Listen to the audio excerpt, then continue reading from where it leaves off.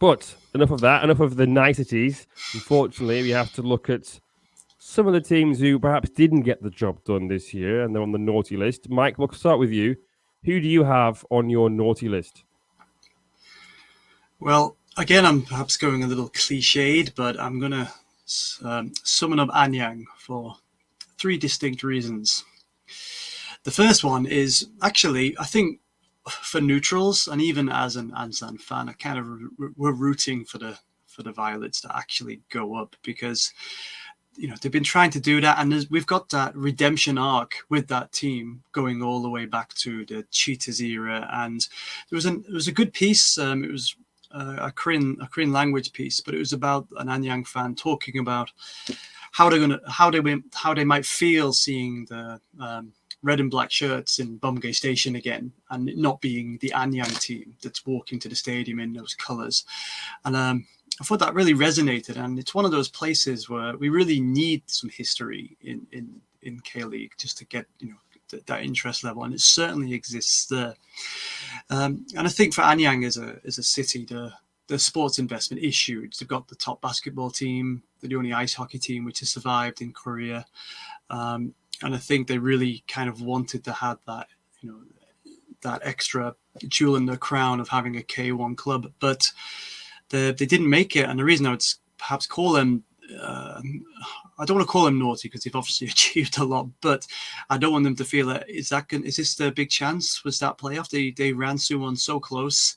But there are some more negative reasons I'll put them up as well. And that is, I'll be honest, the fan experience, Hanyang's probably the worst stadium, I think, because they dump you in that corner, and you're packed in.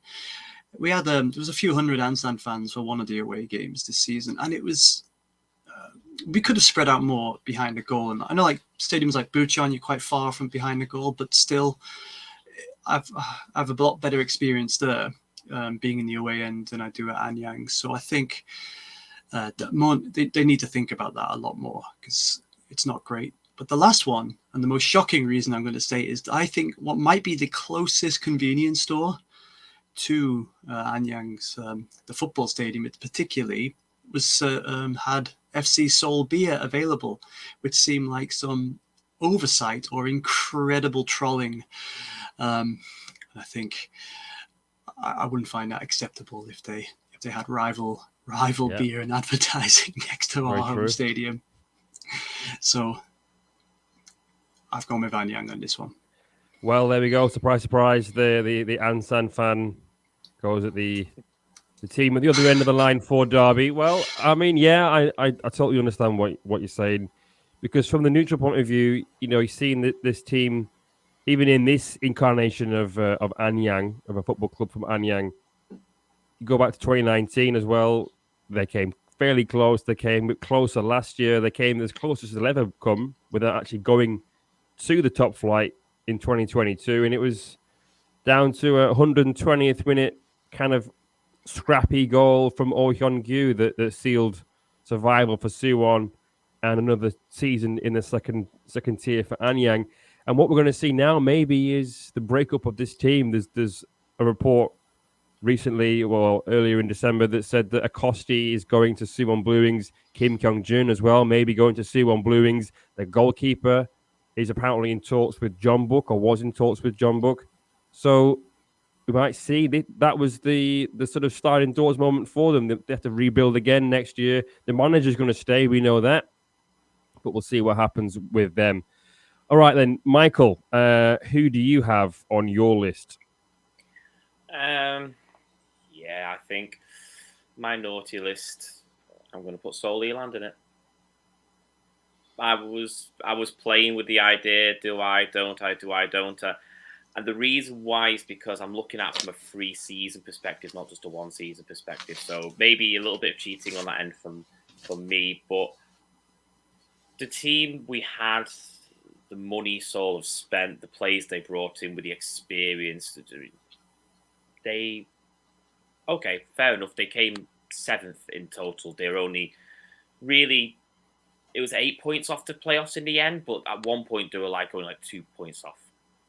But it was just bland, boring football, and it was really, really hard work watching them basically at times. I remember Guangzhou beating them 4-0 and just absolutely ran rings around them in Mokdong. It was negative football, it was bland football. The summer was just excruciating because they couldn't get a win for the love or money. Now, the reason why they're still so high in the table of 7th place is because they did really, really well into the fall, like that September, the end of August and September. They won like 6 games, I believe, and drew 1. So like they lost 1 game in 8. And it came down to the final 3 games in the season where if they won those games, they could have potentially been in a playoff spot. And them games were against, I think it was Busan, it was Jeonnam Dragons, and then Chunan Asan, sorry. They flopped and lost all 3 games. So, in terms of Seoul Leland, I'd say they almost bottled it. There was one point where they played Jeonnam Dragons, and it was like, right, if you get a result against these, you could still have a chance of playoffs. And they lost 3-0. They didn't turn up. Okay, there was an early Jaik red card in that game, but I think Seoul Leland had a chance to potentially just make the cut. They didn't. So I think the fans expected a lot more. The fans wanted a lot more, and they didn't deliver for the fans. So that's why they make my naughty teeth, as I say, gritted teeth. It was a very, very long season. Yeah, they gave themselves a bit of a chance, didn't they? But unfortunately, it was just kind of too little, too late. Really, you wanted to believe because it looked like it was going to be Gyeongnam or Cheongnam Asan, kind of one of those two set in stone, really, to get that last spot in the playoffs. Elan made it interesting. Unfortunately, it is another season in K-League 2 for them. Well, for me and who's on my list, I think I have to go with Jeonnam Dragons. I mean, it's a toss-up between them and Busan.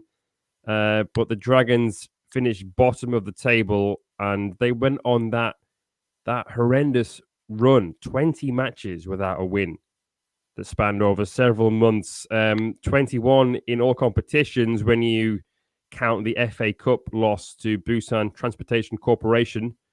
And that was, of course, they were the holders of the competition at the time. So, not good. Things you could say, basically, they snowballed out of control for the Dragons, but then they smashed Ansan 7-1. Just no one saw that coming. But then they failed to win their next 4 with 3 defeats. They ended the season with a win over Seoul Eland, like you just mentioned, Michael, and then a draw with Bucheon, but then it was too little too late, and they are the wooden spoon holders. But there was always going to be that worry about how they balance the ACL, because they won the FA Cup in 2021, and the league. Clearly, those worries were well-founded. The manager has gone now. There have been some experienced and quality players, proven players in K-League 1 that have been linked to the club. So we'll see if they can turn things around next year. But a club like them, or Busan for that matter, should not be finishing bottom of the second tier and only staying in the second tier because there is no relegation to the third tier yet. Whenever that comes in, we don't know. But